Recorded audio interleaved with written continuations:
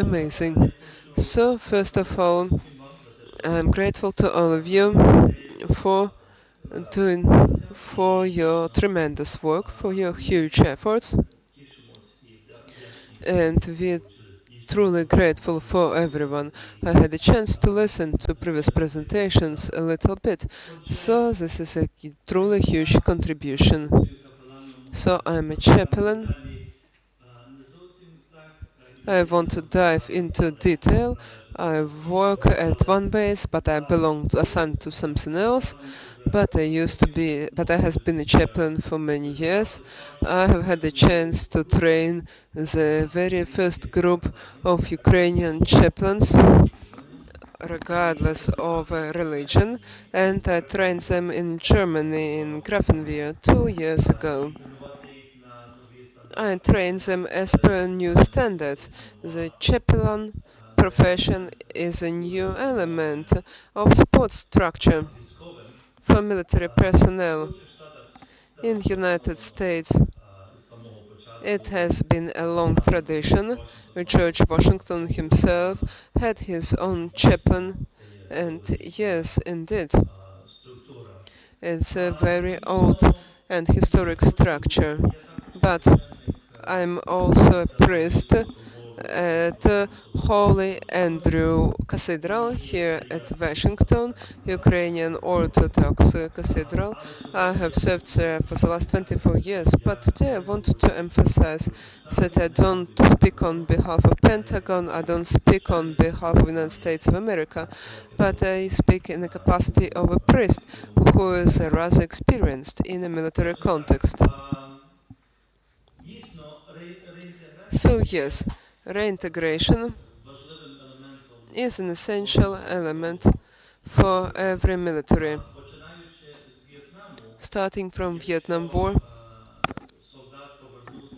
if soldier returns home, basically straight from the plane, they drop their bag, then board the plane, drop their bag, grab a bottle, do themselves hamburger, make themselves a hamburger, meet with family, so the war is over and everyone's happy.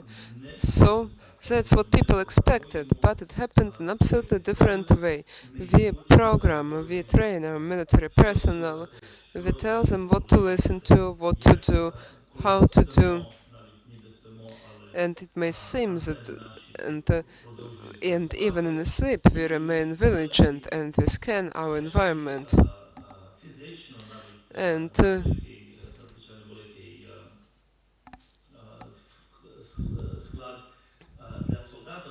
tough physical loads, physical exhaustion, mental exhaustion, spiritual exhaustion add up. So when finally a person returns home, you cannot just come home and say, look, I've returned.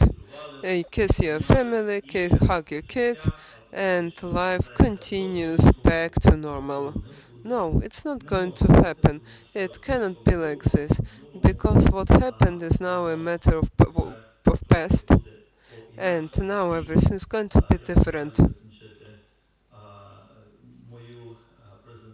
I will try to finish my presentation with one element connecting what used to be and what we wanted to achieve.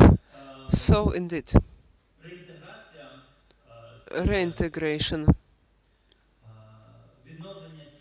is about recovery of the body, mind and soul.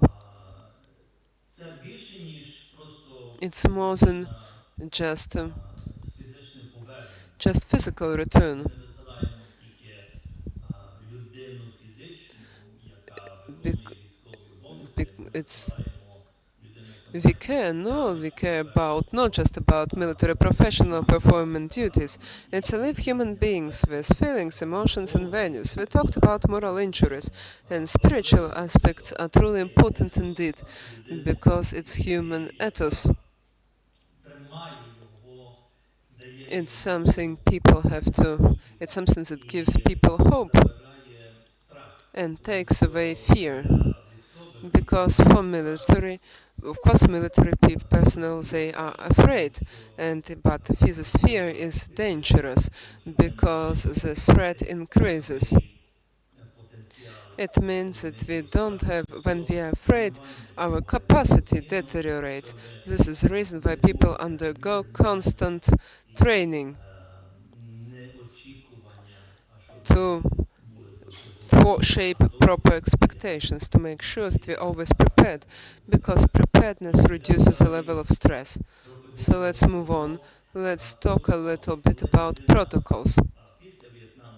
So when after Vietnam War, the Iraq War, Afghanistan War, we started to develop protocols, and we call the system 36, 60, 90 days. And it has a structure of checks and supports. So, so 0 to 30 days is a stage of rest and family reunion. In English language, we call it honeymoon.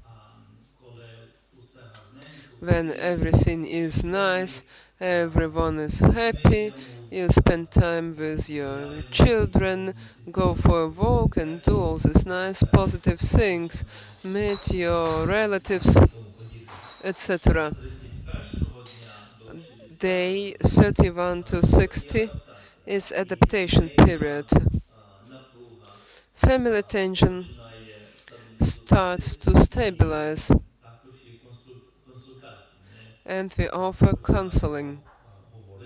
We start to talk, we try to find the right words, to observe responses, to see where this person is at right now, what is the most acute challenge, and then we try to carefully shape certain professional opinion and respond to challenges. 61 to 90 days is called HRA. It's basically repeated check, and here we actually diagnose PTSD, depressions, moral injuries, etc. But no format, no protocol can affect the soul. Chaplains are needed here. Chaplains, well, we are military chaplains in the United States. Yes, there is mind, there is intelligence, there is body, and there is a soul.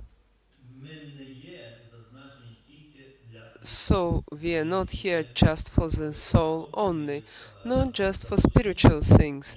We are deeply involved, and we hope that we will follow up our patient.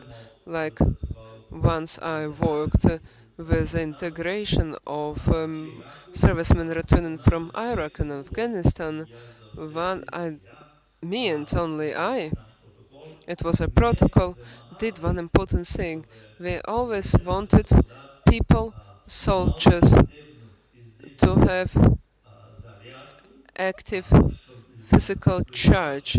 We wanted people to have agency. We wanted people to energize their to live active lifestyle because our intelligence doesn't like radical change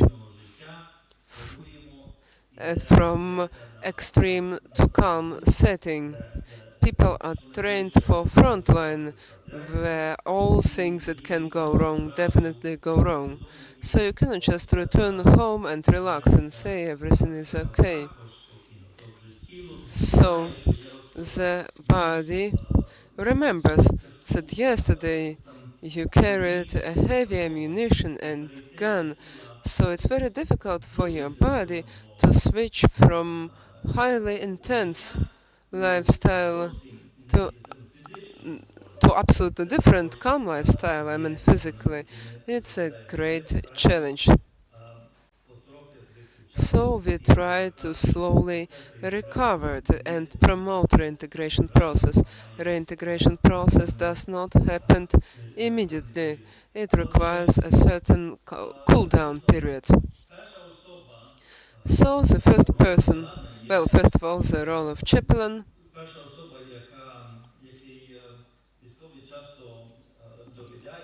Chaplains are people military servicemen trust the most. In United States, a chaplain guarantee 100% confidentiality. It says in this sacred confidentiality rule has never been broken, and no one has ever asked me about some soldier who opened up to me. It's truly important because people do bad things, especially during the war, and you something you cannot share even your closest people like your spouse, but you need to talk about it. You need to relieve this burden from your soul. So it's an important element of chaplain's role. And why actually chaplains are so needed? So yes, United States military admit that the soul needs care. The soul is a part of human values, and you cannot just disregard the soul. You cannot support the soul only through physical, biological, and psychological interventions. You also need a spiritual element, which is truly important, and you need to carefully and professionally support and promote it. США Also, the servicemen in the USA, they acknowledge that the soul needs some care. Therefore, everybody, every division in the armed forces, in the air force where I serve, or on the ship, it doesn't matter where. They don't have just one single component where chaplain isn't present. So many commanders and generals, they never will go to war without chaplain because they understand how important, what the important role chaplain play. Not everything can be figured out just by giving orders. A person should have, when there is a flight and it's flying at a high speed, they don't have time to think. So it can cost lives if you make a mistake because they don't have much, they have so little time to take decisions that influence life, and the person has to be in the optimal condition. So about healing, body is operated on by taken care by doctors, and the mind is taken care of by psychologists, psychiatrists, and the soul is taken care of by chaplains. So various religious beliefs. There is a metaphysical help in this context. It's provided to everybody, but it doesn't matter if you're Orthodox in the chaplain in Orthodox. There are very few Orthodox chaplains, but I'm not um, a reverend. I'm a chaplain. So yes, I can have my own.